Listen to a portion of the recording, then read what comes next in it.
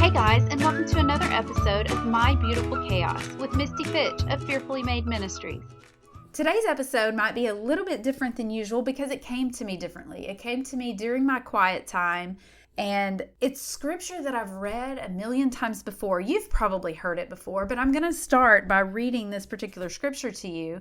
And it reminds me, you've probably heard the Bible be referred to as the living word. What does that mean?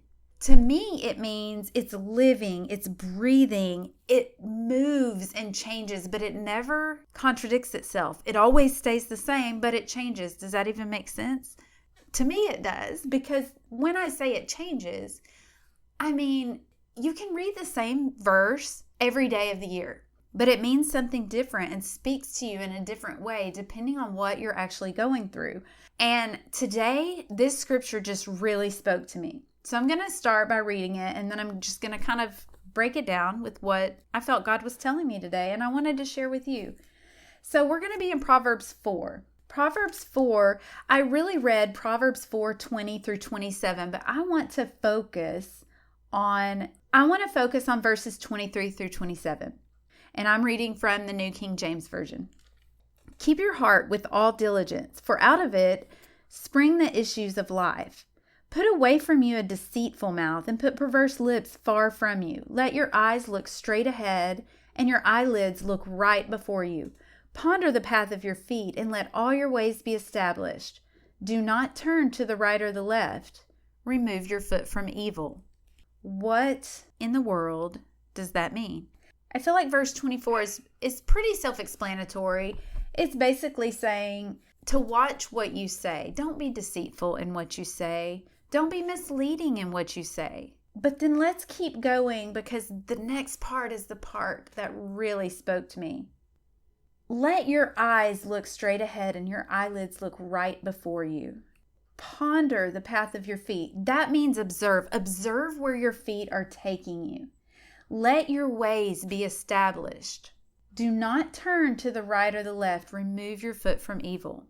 How many times have you been on the path that you know you're supposed to be on? You're walking ahead. You know the goal that is ahead of you, the destination that is ahead of you, but something shiny peeks out from a few feet away from the path.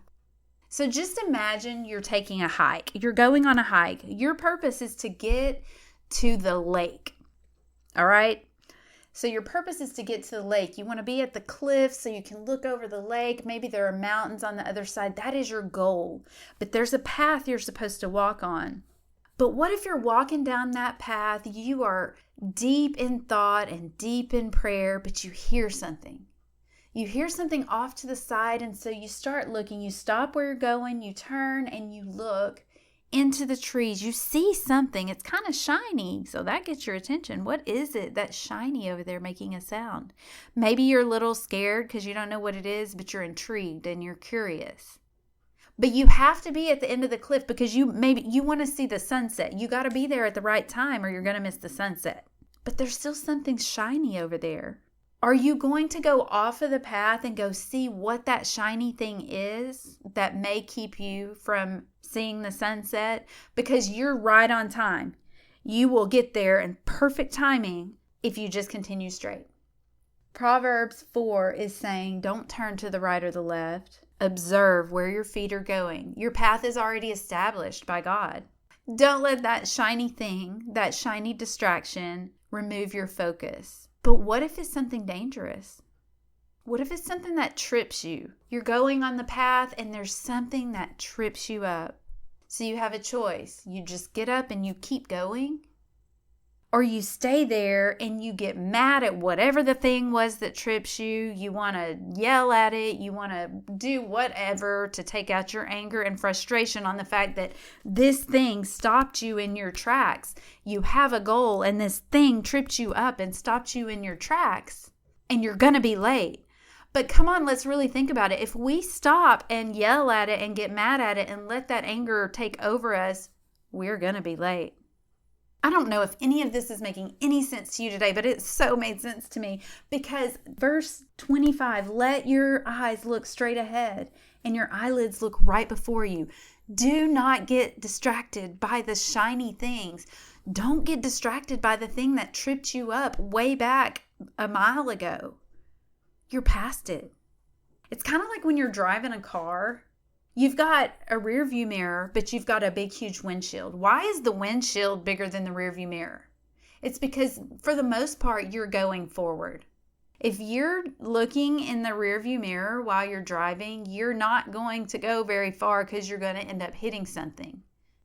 And if you're looking in the rear view mirror to see what's behind you and drive backwards, you're definitely not going to get to where you're going. Keep your eyes straight ahead. Do not let the things that happened yesterday get to you.